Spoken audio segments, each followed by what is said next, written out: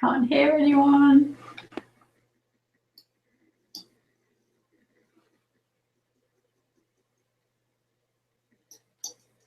Hello?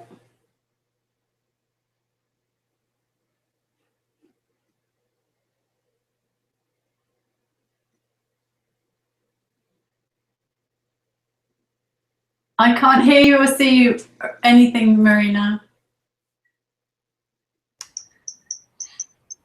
We started anyway. I don't know what happened now. I don't know what happened there. So we'll start again. We'll start fresh, and you will invite us to your show. Okay. Over to you. Okay. So good afternoon, Marina, and to your listeners. Good morning, good afternoon, good evening, wherever you are. Welcome to a very, very special episode. Our host is going to explain what's happening next. Over to you, Louise. Thank you, Marina. So what I'd like to explain today to the listeners is a concept of the body whispering, which I've been involved in for the last 2 years. Really, the concept of this is to help people to start understanding how to use their bodies as one of the most intelligent organisms that we've got available to us. In very much the same way as we use computers, people have actually lost touch with the way that we can use our bodies to actually make decisions for us, to support us in our decision making. But also, more importantly, to a lot of people, our bodies are incredible organisms and they wouldn't be doing things without a very good reason.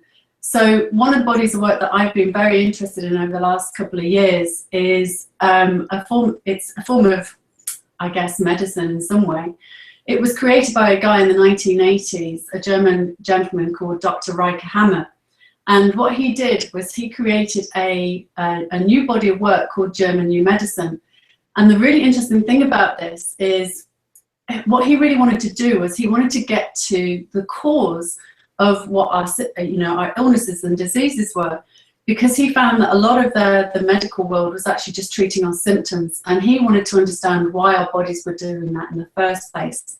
And the important thing for people to understand is that we sort of get this concept nowadays that our thoughts create our reality, and with films such as The Secret and sort of personal development, we sort of know that our thoughts create our external realities.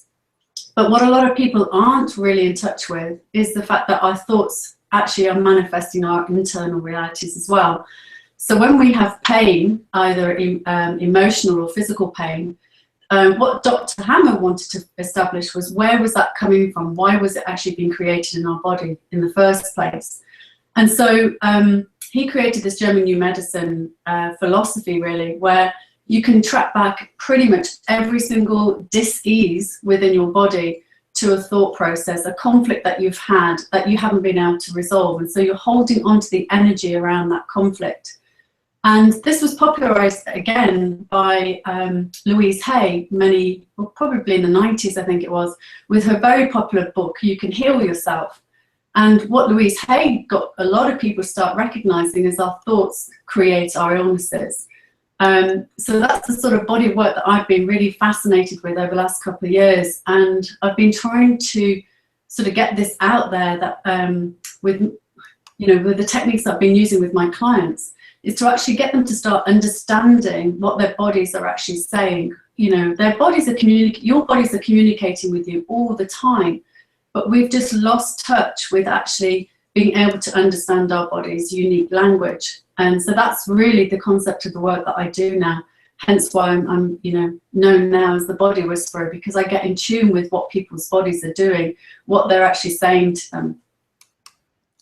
Wow, Louise, I feel overwhelmed. So what brought you to realize that beyond words, beyond actions, beyond beliefs, and everything that makes who you are, you have the power to communicate with your own body by whispering? Yes, totally.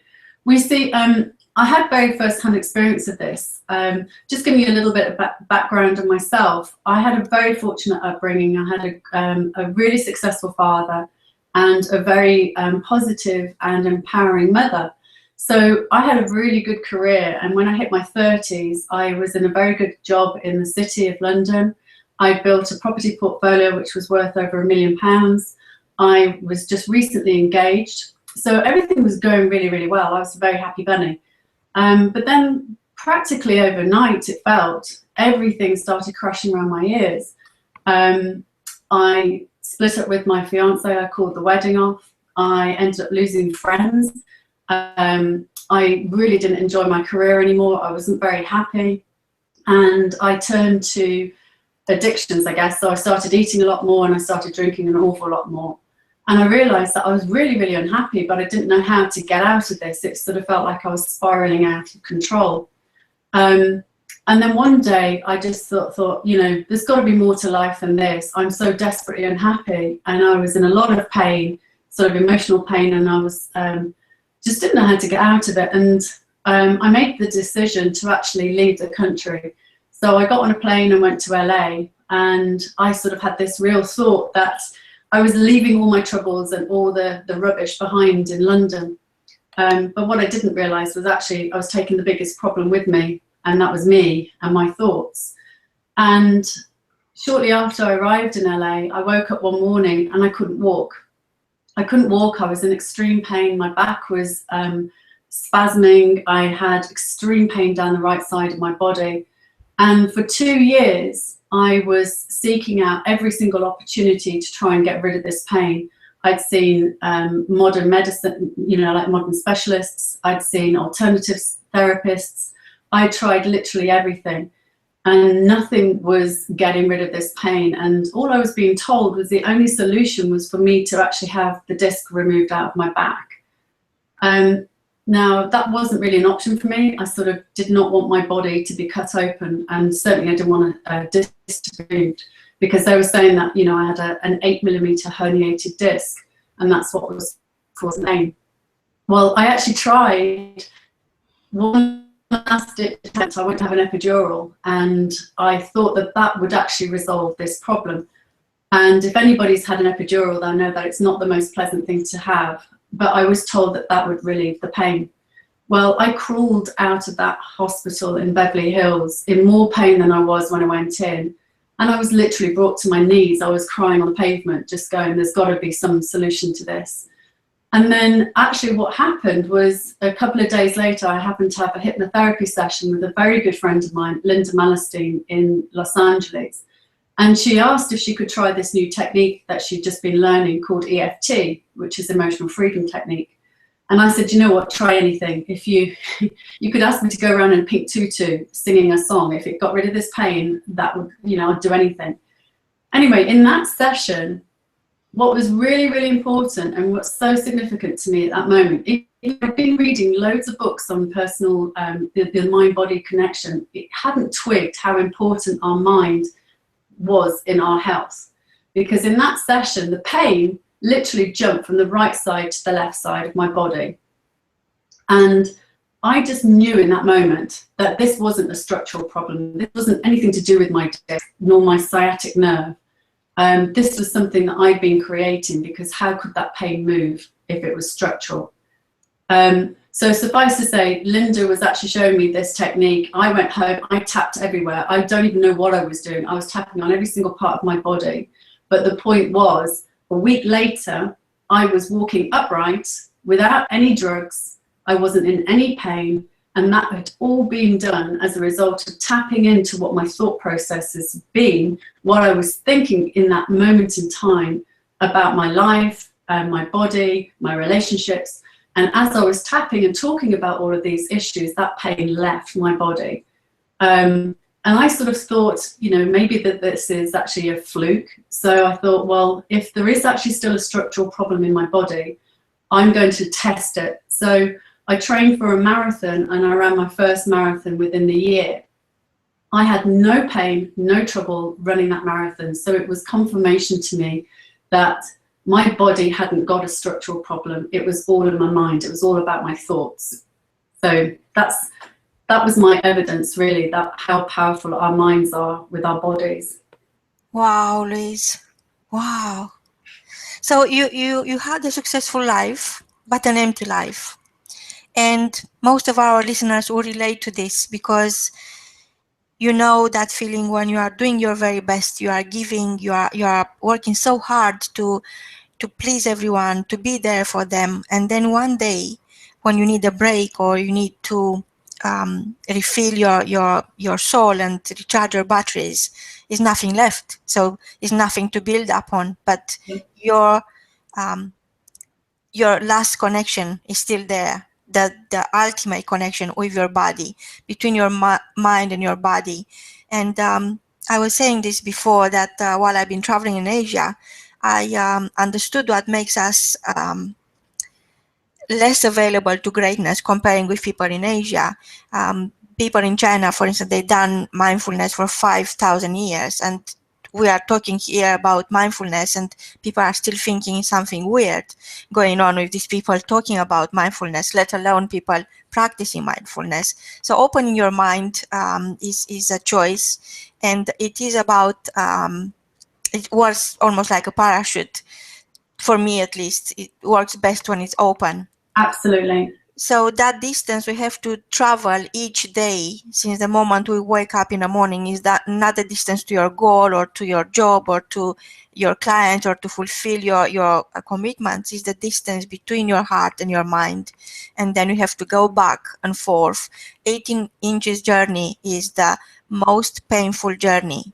And in Asia, locals use the same word for mind and heart, but the rest of the world, we have different words for heart and different words for mind, and it's as if they're two different entities, and most of us are struggling with connecting the two.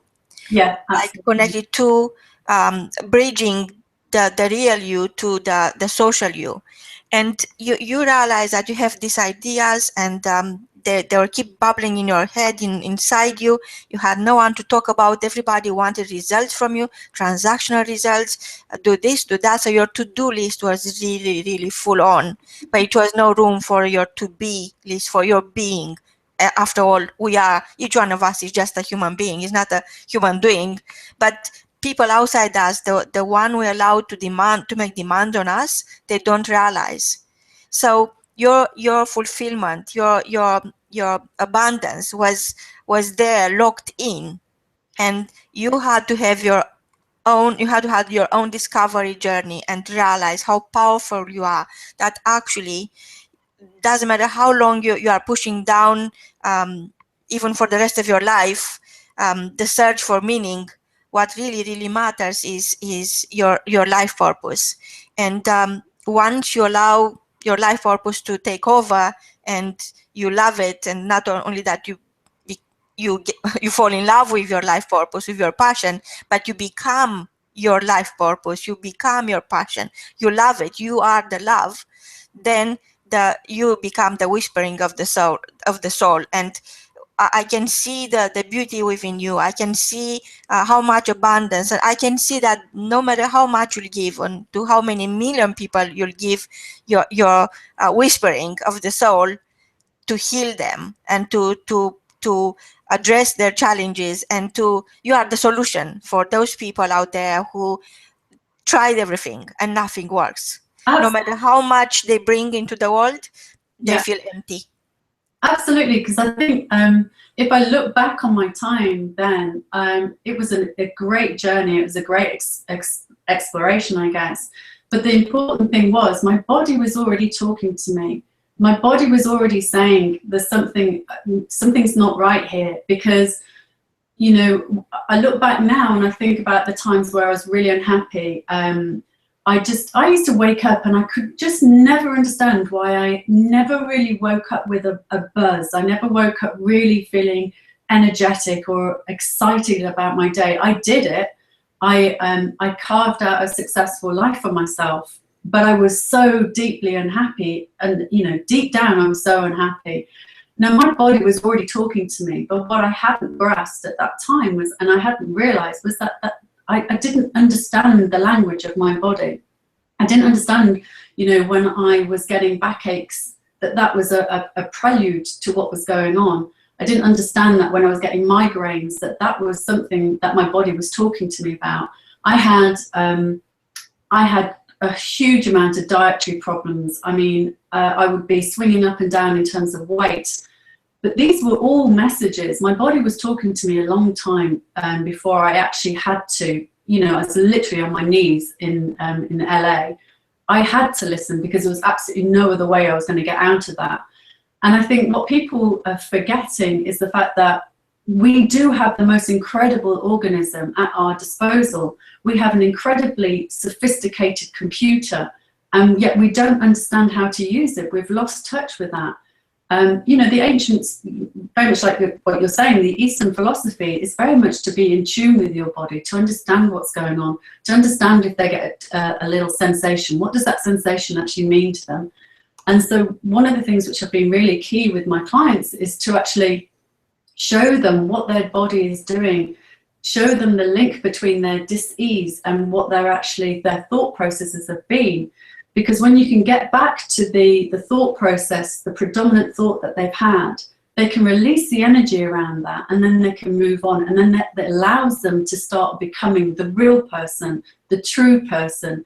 They can make decisions from an authentic place because they can tap into their body and say, you know, I'm going to make this decision. Is this right for me or not? When they can start tuning in with their body, they can be so much more authentic. And when you're authentic, you shine. And, you know yourself, Marina, when you've been around people who are so authentic and they're so in their power, they are beautiful people to be around. They just exude just an energy that is just undescribable. And you can see the people that are struggling with that. And it's all I want to say to the listeners is it's not difficult to start getting back into that place of listening to your body and start having that communication with your body. I mean, we talk very much in these days about relationship capital. Well, start building the relationship with your body. Start building that bridge and start building the relationship capital with you. So when you wake up in the morning, start looking at you and saying, what's going on? You know, how am I feeling today? What challenges am I going to have today? Start having that relationship, because we've cut that off. But it's so easy to just start having that, you know, we talk very much about being in love with yourself again. For some people, that's a step too much, but just start liking yourself. I mean, years ago, I didn't like me. I couldn't stand the person I saw in the mirror. But now, you know, I wake up and I love who I am, and I love my body, and I love everything about my life. And it took a while, but I got there. And I think that's the message really I want to share with the listeners is it's just about getting back in touch with us and having that relationship with us first. Because when you can have a really good relationship with yourself, then you are in a space where you can give so much more. But when you're lacking, you're coming from a place of lack. You know yourself, Marina, when you've got no energy left, you've got nothing to give somebody. So it's a beautiful place to be when you see a client finally start looking at their body and start being able to communicate with their body and start having that conversation with their body. Louise, I found a very nice famous quotation for you for your show today. And I'm not quite sure I'm saying it all, but I'm saying a little bit about how I feel right now. It's by Pink and says, you can't move mountains by whispering at them. So tell me more about your life as it is right now, because it seems like everything turned around for you. You made it happen, and it was simply because you start whispering and listening to your soul to heal your body. And tell us what is exciting, what is happening right now in your life, and how can we be part of it? Well, you know, Marina, it's a beautiful place to be at the moment. I'm very fortunate that my business is actually growing now, which is lovely. I'm looking forward to doing a presentation in the States, in Florida, in November, in front of 1,500 people, where I should be presenting, you know, the body whispering concept of actually getting in touch with your body. I've got a webinar that I'm just putting the final touches to, so people will be able to access that and actually experience what I went through. I mean, I've read so many books, I've been on so many courses, and I appreciate that not everybody has that time, they're not in that place to do that. So what I've created is a webinar so that they could link into that and start learning and experiencing some of the things which I've done, which helped me. I have a coaching program now, which is just going brilliantly, and that's really sort of a 3-month coaching program for people to come on if they want more of their one-to-one experience. And I'm just putting together as well some retreats, which are very much more immersive, so that people can actually, because everybody learns and everybody wants to experience and everybody wants to move their life on in a different way. So what I recognize is that some people need to just be fully immersed in this and have just one-on-one time. So I'm creating a retreat to be able to do that just for a select number of people, because you know, to give my time I want to be able to give my time to them, you know, 100%. I can't do that with a huge group. So that's what's on the cards at the moment, and there will be a book. There will be a book by the end of the year to actually talk about the experiences that I've been through and how to get yourself back in tune with your body and start using your body as the most intelligent computer and resource that we've got available to us. So there's an awful lot going on, and I really feel blessed that I've been given this opportunity. So thank you, Marina. I'm so excited about your journey, Louise, and you know what I'm thinking? You said it will be a book by the end of the year. I want to read that book now. And you know what? I can help you produce the book in a couple of hours, because I think I feel this sense of urgency for you to share your story and inspire people and show them what is available to them.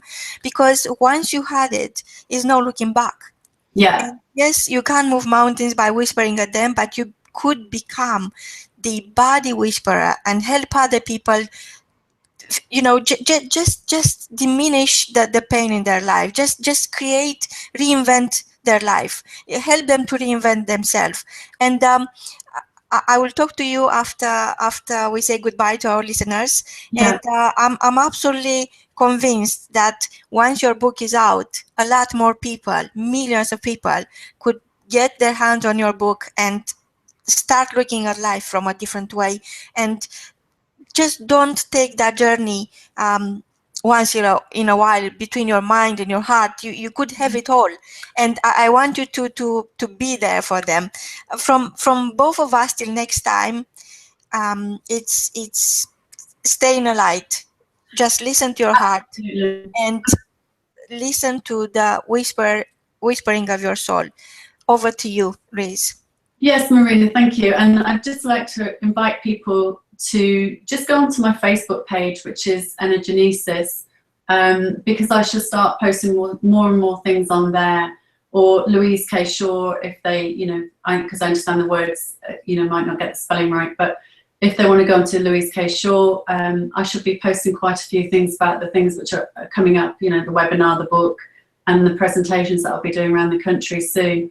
And yeah, I think it's a case of just making a decision that you don't want to live in the pain, whether that's an emotional pain or a physical pain anymore.